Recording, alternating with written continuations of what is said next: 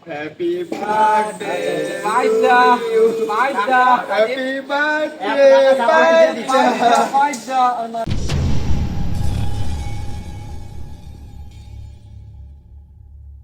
গত রাত 10টার সময় আপনাদের ক্যামেরাম্যান রাজীব হাসান তার জন্মদিনের কিছু আয়োজন করা হয়েছিল। তো সকলেই মিলে বেশ ভালোভাবে আনন্দ করেছিলাম। তো আপনাদেরকে কিছু দৃশ্য আমরা তুলে ধরেছি, যেহেতু তাকেও আপনারা ক্যামেরার সামনে কিংবা কখনো ক্যামেরার পিছনে দেখে থাকেন।